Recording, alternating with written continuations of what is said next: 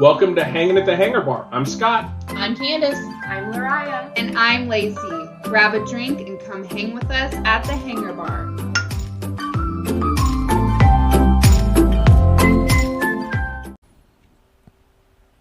Hello, everyone. Welcome back to Hanging at the Hangar Bar. We are excited to have you here. You are with just Scott and Candice again today. Hey, everybody.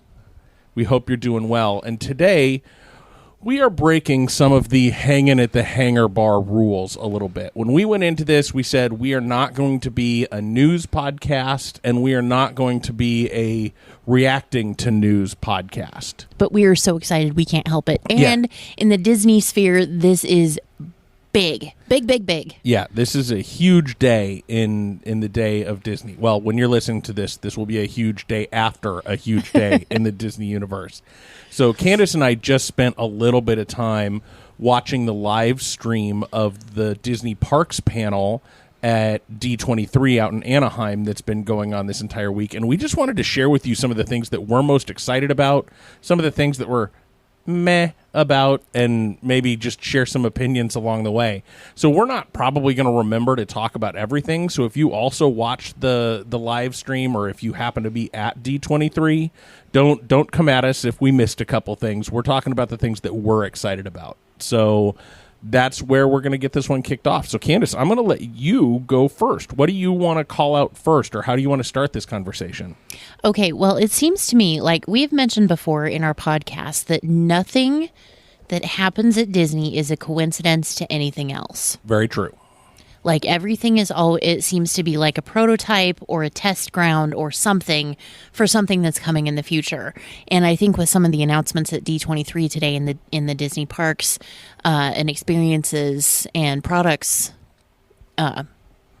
talk that we watched, hosted by Mr. Josh D'Amaro. Josh, you really need to call me. We need to talk. But anyway, I think that was very evident in some of the things that he revealed that they're working on. Yes. Yeah, I agree. There's been things that they've been laying the groundwork for quite a while. Yeah, specifically, they have been working on a reimagination of Mickey's Toontown at Disneyland. And they released kind of concept art for that today, which will include Mickey and Minnie's Runaway Railway. So they're moving that to they're not moving it, they're building it on the West Coast. Reimagining it for the West Coast. Yeah. And the thing that I thought that Josh said that it was going to be really interesting is that it's going to be very, very Mickey focused. So no matter how long you've been a pal of Mickey Mouse, you're going to be able to connect with him on this ride because they're going to have things from Steamboat Willie all the way to current Mouse iteration. Yeah. And I think what I appreciated when he was talking about that was that he was talking about where am I going with this? He was talking about, the ride itself, how it was not going to be the same one that's in Disney World, which I think is really cool. I'm not a huge fan of them just duplicating rides in park after park after park. Give people a reason to go to both. Mm-hmm. So they're going to, and I mentioned to Candice at the time, I said, that's why they're moving to more screens. It's easier to update. They can use the same ride footprint, the same ride layout, and make it a completely unique ride for Disneyland that fits into Mickey's Toontown. That's what it's called, right? Mm-hmm. Yeah, Mickey's Toontown. And just have it fit into that land, just like the one in Hollywood Studios kind of fits into what they're trying to make Hollywood Studios into now. So I agree. That's something that's pretty exciting that they're, because Disney has a habit of when they announce something big or rides that have the same name, they're the exact same ride. Look at Galaxy's Edge. It's the exact same thing in both parks. Well, and Remy's Ratatouille Adventure in Florida that just recently opened is the same, like exactly the same as the one that started over at Disneyland Paris. Right. Exactly the same. Yep. And with us saying, we're excited for this and we understand the whole screen technology and all of that, I still feel like it's lazy. I understand that animatronics are expensive. I understand that screen media is easier to update and change and tweak and all of that sort of thing. I still feel like it's lazy. It is a little bit, but I think it's all I have a about love-hate thing with it. Yeah, it can be really cool stuff, and I think it also gives Disney the flexibility from a cost perspective to update and not have things get dated. Right. I get it. So when you have a ride that becomes everybody's favorite, it's easier to update than it is like going. The Great Movie Ride needed an overhaul. If they were going to do that one right, they were going to have to tear it out and redo it anyway. Yeah. So now they have something that's screen based in there that if they want to go back to a Great Movie Ride type of atmosphere, it's going to cost them a quarter of what it would to redo the Great Movie Ride. Right. So that's why they're doing it. If they get away, we'll talk about this a little bit more, but if they do away with audio animatronics, I'm going to have trouble that serious day. issues with that. I Yeah. get it for some rides and for some attractions, but they've got to stay true to who they are. Absolutely. I mean, part of that is what makes Disney Disney is the magic of the animatronics and where that all came from. Right. And I think sticking to tradition, as I've said before, is a big part of what Disney is. Yes. And they can't steer too far away from that. Agreed 100%. Cool. What else? We also got a sneak peek into the world of Tiana's Bayou Adventure, which is the reimagination of Splash Mountain. Yeah, and we've talked about that one for a while. That one was announced, 2020, like when the George Floyd thing happened, is when they came out and said, Yes. we're going to make that change to move away from the kind of sketchy past of the ride that it is, and Tiana makes sense. So we've been kind of excited about that all along, and now that it's becoming real. They're talking about it opening in late 2024, which is a long time, but to do a complete reimagination, we were just talking about that. It takes time and to do it right. And everything that I'm seeing so far, I have some doubts, but overall, I'm super excited about it. Yeah, the thing that I appreciated most of all in being a night person in the parks, I'm going to love to see that part of the park lit up differently than it is now.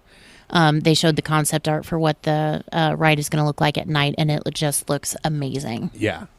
And even one of the panelists, I don't remember who it was, said that they did that on purpose. Some of the new technologies that are coming in, like think Pandora and what that looks like at night. I think that's what they're trying to do with Tiana's Bayou Adventure, is just have that kind of awe-inspiring nighttime view of it, which is amazing. That's awesome. Yeah.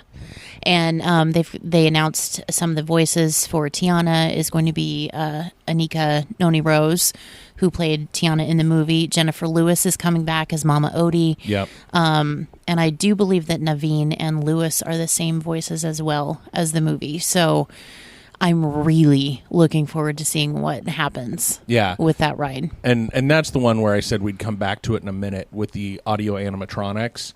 They released the concept art for a new audio animatronic for that ride, which is an otter playing a cigar box banjo. So cute. It looks adorable, but what I'm hopeful of is that they don't go the lazy way out and do screens and just have a couple of audio animatronics. Yeah. That ride right now has 60 or 70 different audio animatronics. Like, you are living in their world on Splash Mountain, and I want that kind of feel to remain the same, and I don't think you'd be able to do that with screens.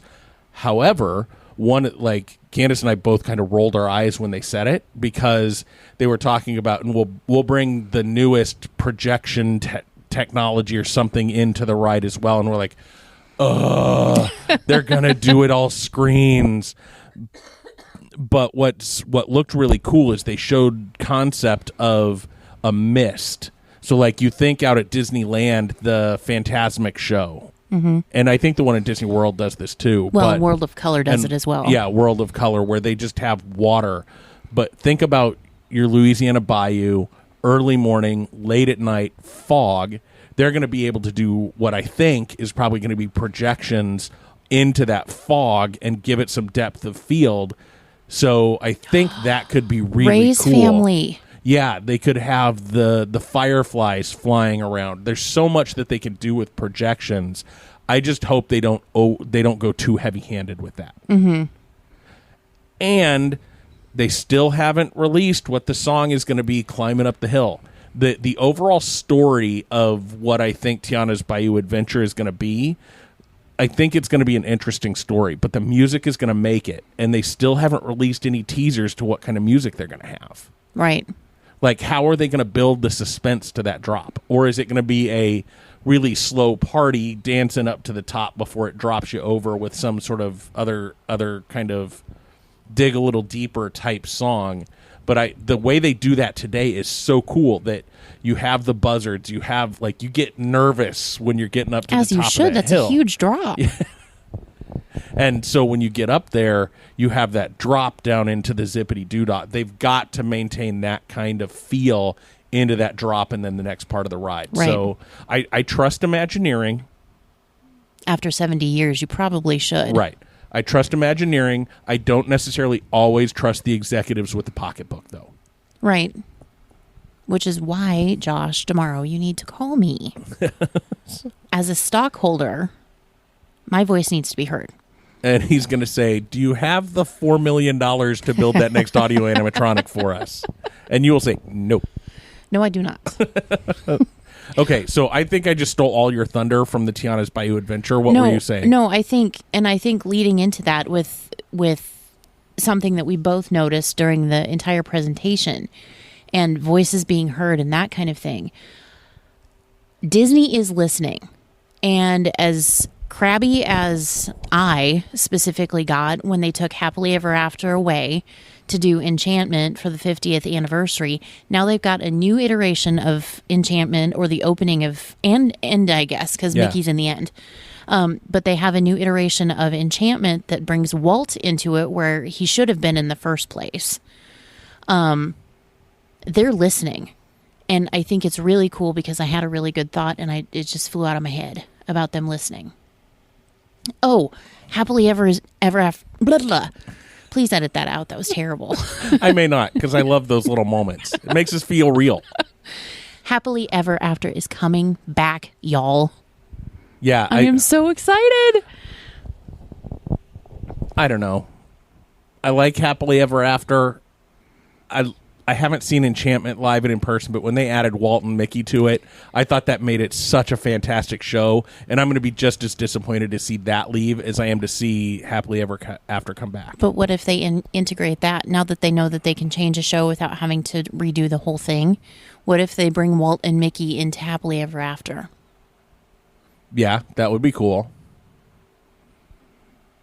Yep, I'd take it. Yeah, and another part of the whole listening to the fans, they're bringing Walt into a lot. Like, he's getting statues in Epcot. He's getting a statue in Disneyland Paris. I think he's getting one in Tokyo. It makes my heart so happy to see them getting back to where they came from. Right. Yeah, remembering Walt. And even tomorrow said it on stage. We have to remember that this all started with a mouse. Absolutely. So, yeah. Again, they're listening. They are. It may take a while, but they're listening. Yeah, and the other fireworks news that kind of blew my mind was Harmonious. Harmonious is going away soon. Mm-hmm. Like, they didn't in a couple announce years. They didn't announce when, but they've started work on a brand new show for Epcot. Which doesn't really surprise me. Illuminations and the second iteration thereof ran for so long, and it was so popular that, like, Epcot Forever was supposed to be a filler show. It was fantastic with the jet skis and the kites and all of that kind of thing. Fantastic. And then along comes Harmonious. And I think I love Harmonious now. When it first got started, I was saucy about it because I didn't get it.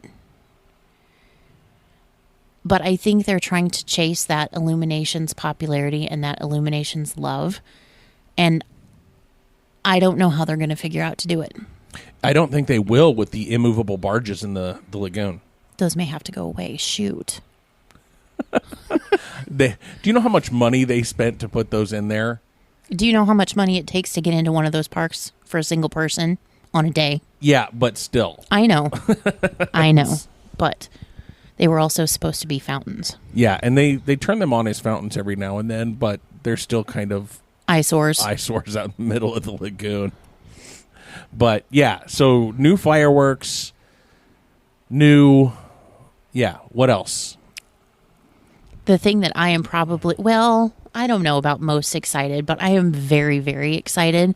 And once again, this is an instance, or so it would seem, of Disney listening to their fans. They announced the 6th cruise ship for Disney Cruise Line. Yes. And they showed concept art for the atrium. And it looks so fantastic. It looks like they are finally getting back to the beautiful, what am I thinking here? Grandiose? Yeah. The vision of what a cruise ship should be. Yeah, the classic. Yeah, there it is. Yeah. Thank you. Traditional. Yeah, Eisner even called it that. I know you're not a big fan of Michael Eisner, but when he brought in the cruise line, thank you, Michael Eisner. When he brought in the cruise line, that's one of the things that he wanted to do was make sure that the ships were that classic, beautiful, traditional cruise ship that would be available for the whole family. Right, and the magic and the wonder definitely are. Yep. The dream and the fantasy kind of skewed away from that a little bit, in my opinion. And then the wish, we've not been on it, but from what I've seen, it's definitely the furthest step away from that I can think. I mean, the atrium is beautiful with the wishing star and all of that, and the kiss goodnight and whatever. But there's a slide. Yeah, there's a slide to the kids club in the middle of the grand atrium. Ridiculous. Yeah. Like, I want to complete the fleet, but everything that I'm seeing, I don't want to do more than a 3-day trip on the Wish. On the Wish. Mm-hmm. But going back to the new ship that they unveiled, it looks absolutely fabulous. We haven't seen any more than the Grand Atrium concept art. The name, do we dare? Yeah, it's public. Put it out there. Okay. It is called the Disney Treasure. Which is awesome. And it's kind of that whole exotic, adventurous explorer, kind of going back to Walt again with his love of adventure and travel and that sort of thing. And Josh D'Amaro even said it. He's like, in the middle of every adventure, there's a treasure. Yep. So that's where that comes from. We don't know anything as far as like the character inside on the atrium. We know that. We know that it's going to be Princess Jasmine, Aladdin, and Carpet. But as far as on the back end of the ship, we don't know what that's going to be yet. Yeah, they didn't say that today. But what if it's Genie? That would be amazing. And it would make sense if the rest of the characters are from Aladdin. I like that. Let's put that one in the remember it bank so Candice can come back and say, I told you so in a year or two. That may even come with a dance. Right. I told you so. I told you so. Told you so. Bonus points for those of you listening that can say what show that came from. That was not original, I must admit. But check out our social medias, respond back and say, Candice's Told You So dance and song was from what? All right. So going back to what we were talking about. So the treasure looks amazing. They also announced that the Wish will be going to Australia. Not the Wish, the Wonder. Okay, yes. Sorry. I have the Wish on the brain. The Wonder will be going to Australia, so they're going to be doing some repositioning cruises, which feature stops in Fiji and Samoa and some of those other places, and I may really push to get on that ship. Yeah. For the reposition, because that would be amazing. Yep, and I want to get back on the Wonder or the Magic anyway. Favorite ships. They are my favorite ships. And being able to go to the South Pacific. And see Australia. I mean, I don't want to stay there for any length of time because of the huge bugs and snakes. But, we can be there long enough to get from the ship port to the airport and come home. Right. Go see the... Sydney and the opera house. Yeah. Yes. See where Nemo lived for a couple days. And Try and find Pablo Sherman's office. That's right. Yeah. We know the address, 42 Wallaby Way. Yes, we do. Sydney. Yep.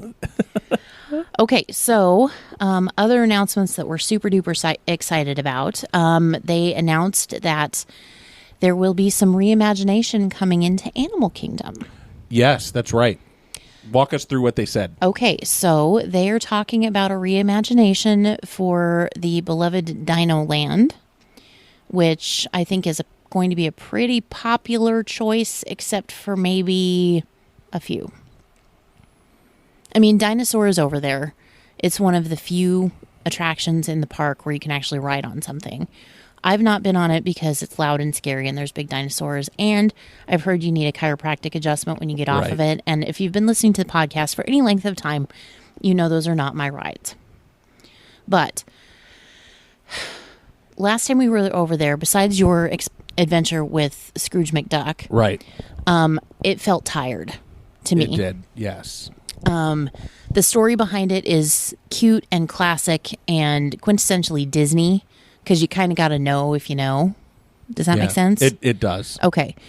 But they are talking about Zootopia and Moana in Animal Kingdom. So how do you do both of those in that fairly limited space? I think you have to talk about expanding. Okay. They had some concept art, and it kind of flowed into one another. Like the Moana stuff was more toward the center of Animal Kingdom, and then the Zootopia stuff was further out. Okay. But I don't know how much and how, they didn't have measurements. They didn't have acreage. They didn't have any of that. It was just concept art. Right. But it looked really interesting. Yeah. And it looked really robust. Yeah. Oh. I have to go back to the cruise line for just a minute. I'm so sorry. It's fine. Josh Tomorrow also talked about Lighthouse Point, which is their second island in the Bahamas. So fans of Castaway Cay will have another destination to look forward to in the Bahamas on the Caribbean cruises. Yeah, that's amazing. That's awesome. Mm-hmm. And he talked about some of the developments that they're talking about for that island. And I think it's really cool because they are going to actually focus on bringing some of the Bahamian culture and legend and lore and all of that stuff into the actual experience on the island, which I think is sorely needed. Yes. Agreed. And the other thing is Disney is one of those companies that lives into their sustainability promises. Mm-hmm. So they announced at D23 yesterday that 90% of the power on that island will be derived from solar. So I think so awesome. Yeah, I think just that's amazing that they kind of are living into that sustainability mission as much as they can. Right. And still getting rid of single-use plastics and all of that sort of thing. So kudos to them. Yep, agreed. Okay, so going back to Animal Kingdom, you said Zootopia and Moana. Yes. Moana, I think, makes sense. Zootopia does too, because it's all animals. Yeah. I'm just trying to figure out what they're going to do with dinosaur. Like, are they going to retheme that to be a... it really would be a good Lalotai sort of situation, like the Realm of Monsters. Yeah, Lalotai or the Realm of Monsters would be really cool. I think it would also be really neat if they themed it after the island of Te Fiti. Taka? Yeah, Taka. Yeah. And that getting away from her? Yeah, that lends itself to being that bumpy kind of ride track and that kind of thing as well. But they'll have to put water in it somewhere. And it wouldn't be that hard to do with it. You don't have to have a water ride to make it feel like water. Well, but look what they've done with Under the Sea Journey of the Little Mermaid. That's you what I feel was like thinking. you're in the water, but you're not. Yeah, that's just what I was going to say. Is they've done it on other rides, so I think that's really cool, and I agree with your point about that Dino Land being tired, and I think so few people understood the concept that you'd walk in and be like, Disney just put something over one of their parking lots, because they don't bother to find out the story. So if you don't shove that story in someone's face, they're going to miss it. And I think so many people miss that story with Dino Land. Which makes me sad. Me too. It's one of those details that you have to pay attention. I know that's a lot to ask when you've got your nose in your phone. Yeah. However, another hill that I will ride on or die on every single day. Number one, the cast members are the magic. Number two, get out of your phone. Notice the detail. Take the time to know the story, because it means so much more if you get it. Yep. Agreed. Agreed 100%. Okay. What else do you want to talk about? Okay. So let's talk about the Moana exhibit that's going over in Epcot. What is it? Celebration? No. World Celebration. World Nature. Okay, yes. World Nature. So it's the story of water. It's going to have a Moana theme to it, and they released at D23 a 16-foot statue of Te Fiti that looks absolutely amazing for that part of the park.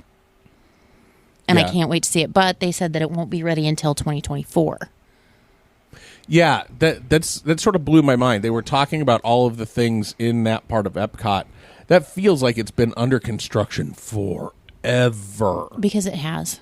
But they're basically scraping it up and rebuilding the whole thing. Yeah, that's true.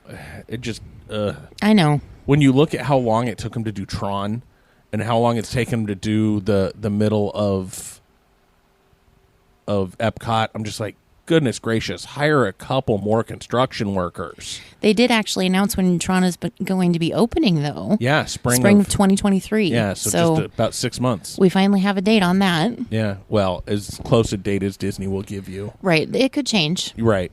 It could change. But let's talk, what else? That, I think, was everything I wanted to say about Epcot. Okay. Yeah, the Te Fiti thing looks really neat. And I'll be interested to see how they do the water, because DeMauro even said that it would be playful and do things you wouldn't expect. Right. So like you're never going to know where it's coming from. So what I'm thinking is those of you who know Epcot know about and have been there like back in the day know that there used to be jumping fountains. Right. Where they would just jump from place to place and over your head, and sometimes they'd hit you if you got in the way, and oh well. I'm thinking they're going to bring that back. Yep, agreed. Oh, and also at Epcot, they announced that they're going to start doing meet and greets with Figment. Yes. I'm going to get Lacey to record something to put in the middle of this tonight. I'm going to text her and see if she can do that, just to get her reaction to that. If I get that, I'll just slide it in here. Oh my gosh.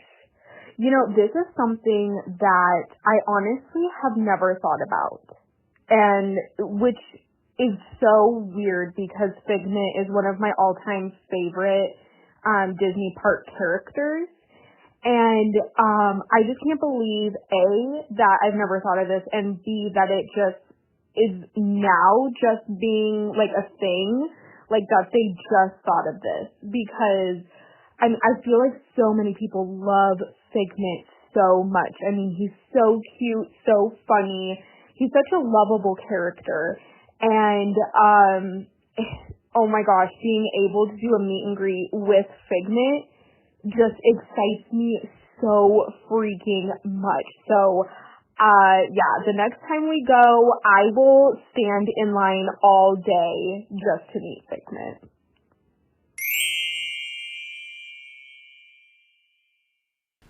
Cool.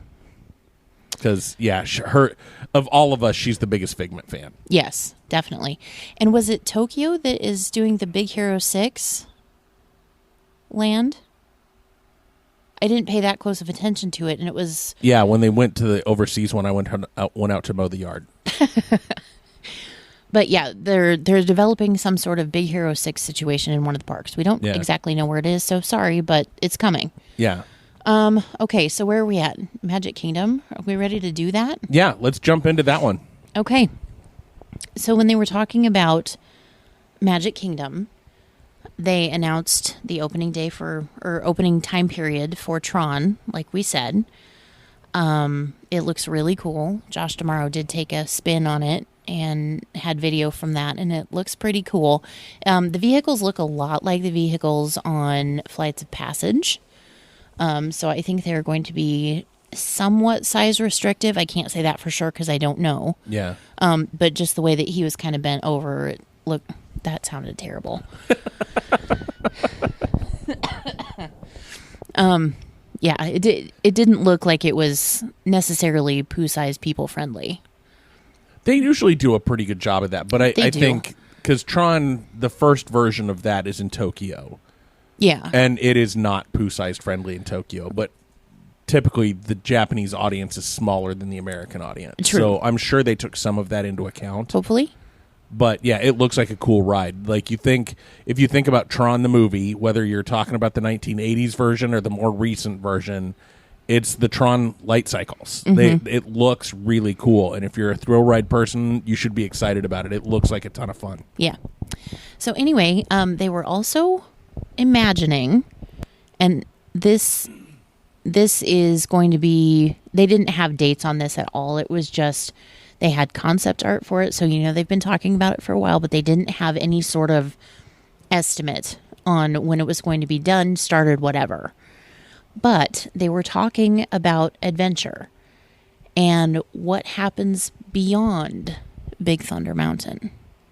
So if you think about the Magic Kingdom, Big Thunder Mountain is about as far back in the park as you can go now, currently. But they were talking about lands beyond.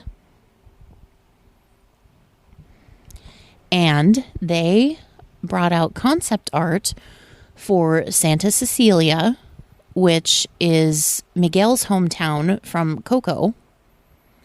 They also made mention of the house in Encanto and made mention of like going into different rooms and different doors and different things with the house, and it looks pretty cool. And then I think this is probably what I am most excited about, because this queen has deserved her own something for a long, long time, and it looks like she's finally going to get it. They're talking about like a villains-centered land, like a dark park. And it looks like Queen Maleficent herself is going to be the figurehead of the whole thing. That would be so amazing. Mm-hmm. Like in the concept art, what it looked like was the silhouette of her dragon was like above everything else. That's awesome. That's very cool. So where would they put that one? Did they talk at all about where they were going to put that? In the concept art, it was like far, far back. So Okay. like it was Coco, Encanto, and then Dark Park. Okay. Because I was just thinking, like, have Haunted Mansion. I know that's part of Liberty Square right now, but it would make sense as part of the Dark Park to have that be like an entryway. Like, you have to walk by the Haunted Mansion to get into the Dark Park. But I don't, like, room-wise, they're not going to move that ride. So No. if that's not where they're going to put it, that's not what they're thinking, which is fine. I just thought that would be a good way to But speaking transition. of the Haunted Mansion. Oh, yes. Yes. They announced that the Hatbox Ghost is going to be returning to the Magic Kingdom's Haunted Mansion very, very shortly. Yeah, not just returning. It's going to be the first time it's ever been there. The Hatbox Ghost has never been That's in Florida. right, it hasn't. Yeah, so excited. Yeah. So excited for that. Yeah, just another one of those original characters Yep. that they're going to put into Love that. Haunted Mansion in Disney World, too, which is Love awesome. that. Yeah, I do, too. What else? So we have... They talked about So they talked about those new lands that are a ways off. The ones that are probably going to be happening first are all in the overseas parks. Mm-hmm. There were a couple iterations of different Frozen lands, like one in Paris, right? They're going to do something Frozen like related in Paris. Mm-hmm. Then the other one was in Tokyo. Mm-hmm. Which since I saw it, I've been giving Candice a hard time, because when she saw it, she wanted so bad to be like, this is the stupidest thing ever. But then they talked about the roller coaster they were going to be putting in. And I think she thinks it would be an adorable roller coaster, because I can't think of the guy's name. Who's it? It's Walkin' Oaken's bobsled run or something like that. Yeah, so it could very easily be like a Matterhorn type ride for Frozen Land, or my guess is it's going to be more along the lines of Seven Dwarfs Mine Train, but you're going to have the yoo-hoo, big summer blowout as they whip you around a corner somewhere. So that, I think that ride looks awesome, and I know, Candice, you're not a big fan of Frozen, like taking over everything, but those are, like, I would have been better with them doing that kind of a ride somewhere in Magic Kingdom or somewhere in Florida than taking over the Maelstrom.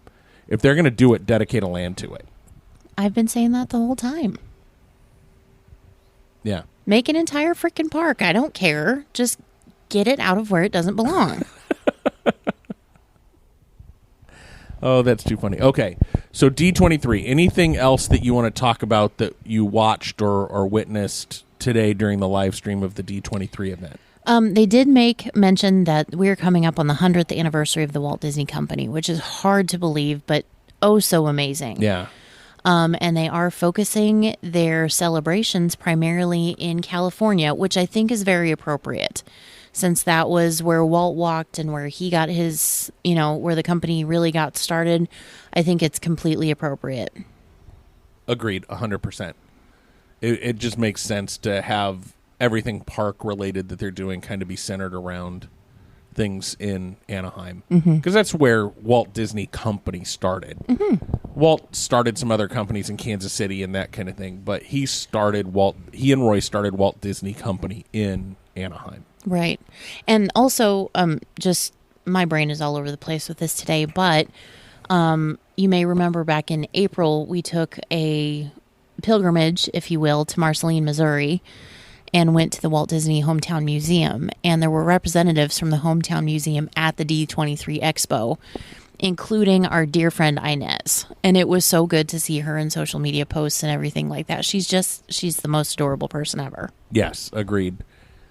And it was good. I think they said this was their first time being a part of that. Yes, so I think that's very important. Yeah, and so I think Walt Disney's Hometown Museum is not necessarily an authorized Disney museum.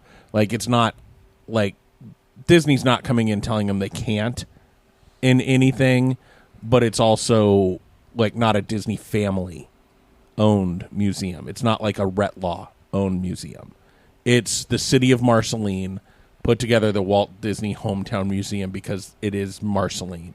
And I think a lot of it was donated by the Disney family. But not by Walt and his family. Right. Like by Ruth and her family. Ruth and her family yes. is where it all started. But it's still the Disney family. Yeah. So the fact that they haven't really been included in some of those D23 and that kind of things, and they probably had to pay for their space at D23, but just the fact that they were able to go, I think, is really cool. Awesome. Yeah. What else is there anything else that you're just kind of meh about from what they announced? You're going to be able to go meet the Hulk in California. Mm-hmm. You're going to be able to meet a whole bunch of Guardians characters. The Mandalorian and Grogu. The Mandalorian and Grogu is going to be out starting sometime in 2023, early 2023, for meeting the Mandalorian and Grogu. They'll probably do that as they release season 3 of The Mandalorian. That would be fitting. That's kind of what they do. Yeah. Cross promotions. Hey, if it works, and it has so far, so. Yeah. This is the way. Also, earlier this week, they did announce a bunch of the new movies that are going to be coming out in the new television series and that sort of thing. There's too much to talk about and too much to unpack at this point because my head is spinning as it is.